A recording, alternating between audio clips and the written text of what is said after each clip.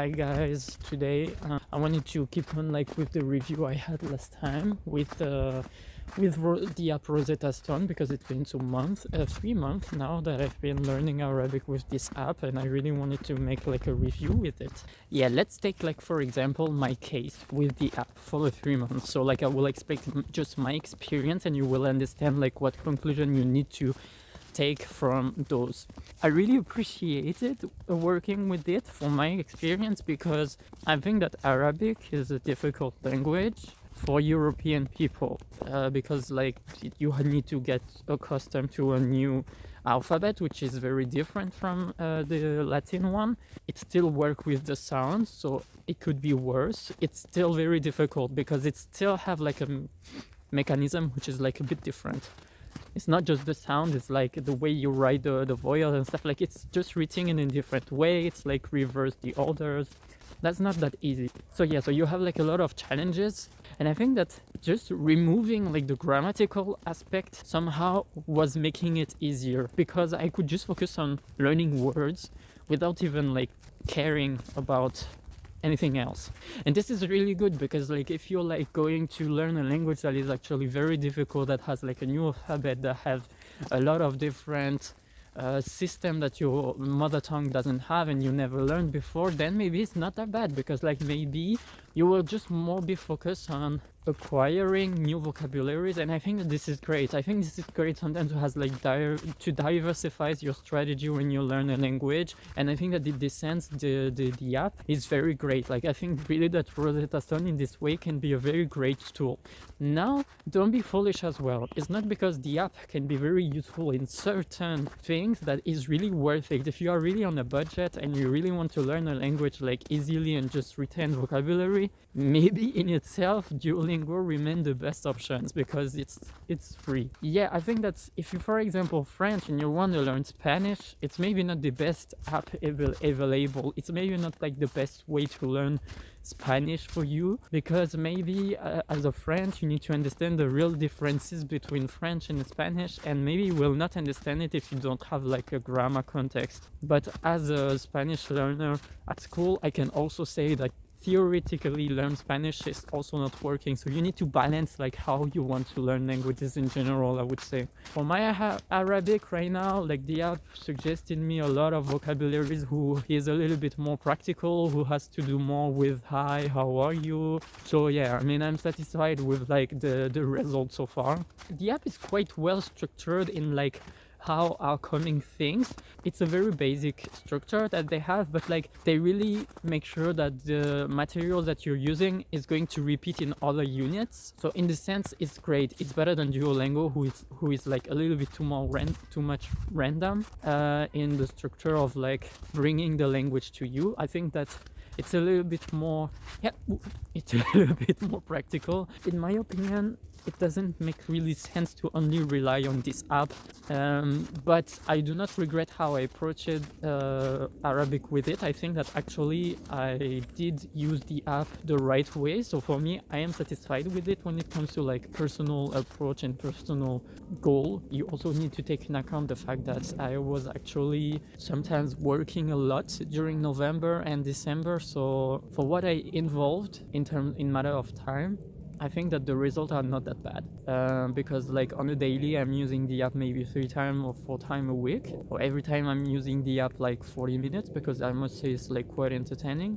I would say that for 3 months I paid like 45 euro. It's okay. I do recognize the fact that in my case it's quite effective. And let's talk about like how the app is structured, like the way they build the units. There are like maybe 10 or 12 units, and it's quite very long all the time. And as I say, there is a lot of repetition, there is a lot of material, so that's also why I would say that the app works quite efficiently. Apart from the 12 unit, when you're going to learn like things from work, from greetings, from life in general, which is like a bit the same in all of the apps so far, you're going also to get the possibility to study texts. But those texts for me, since I do not know how to read, because most of the time you will have the opportunity to actually see written forms of what you're hearing, but they will not explain you how to read it. I mean, yeah, I mean, I know that they're also doing this with Duolingo, actually, this kind of text things, but they're not doing for every language. So for me, for Arabic, for example, it will be new. So far, I think in Duolingo, I mean, as far as I know, they were doing it for French, which I already speak because this is my native language. Oh, putain, merde. But yeah, I was saying Duolingo is having like also some text as far as I know in French, but this is my native language, so I do not need it. In German, in Portuguese, and in Spanish, I think. The app is like very making an effort in that sense that you have text materials, but just for me it's not useful because I cannot read it. That's the only point. But maybe if you are more an advanced level, then you have like text, and this is not bad at all because it means that for more advanced people there is something as well. So if I get through with my Arabic, maybe I will be able to read it. And actually, I am able to recognize now what the signs and what the letters actually means more and more. Okay, I maybe not memorize everything, but let's say that lately I've also downloaded tastatur. How do you say this? A keyboard on my phone with the Arabic language, and so it helped me to really even deeper even more the aspect of like the language, the written version of the language, and it's really very fast. Like with the phone, I was every time I was seeing a word I didn't know, I was registering it on a card app. I think it's Droid. You probably know if you're like a polyglot who learns languages. For sure, when I was writing, then it was making a very good exercise because I was really actively writing. So that's why also, like, you see, it's hard to just stick with like you hearing a language, because like you really retain better a language when you're using every form of the language, the written one, speaking it, which they actually help you with, that's for sure, and hearing it. So the three are like very important, and also to get like emotionally connected to the language. But that's also something else, and that's something that you need to have even before you have the language. It's part of your motivation, I would say. Do you see? She did a snowman. No, you didn't see it. Yeah, you probably see it on the bigger screen, but I don't see it on my phone. It's starting to get cold, like, you know, like my hand is like freezing. But yeah, for Rosetta Stone, like, actually I do recommend it, but just depends on how you want to approach the language. That's it. Just think about it before. Is it really what you want to do?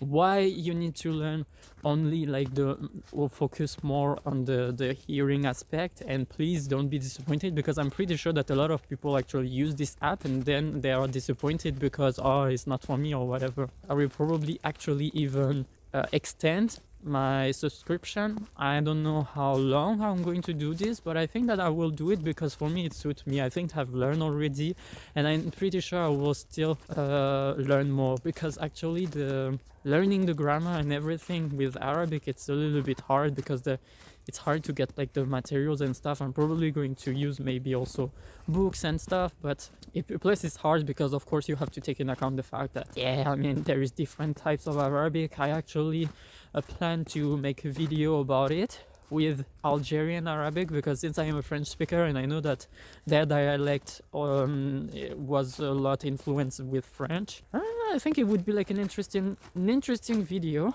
But yeah, that's not the topic of today's video, so see you.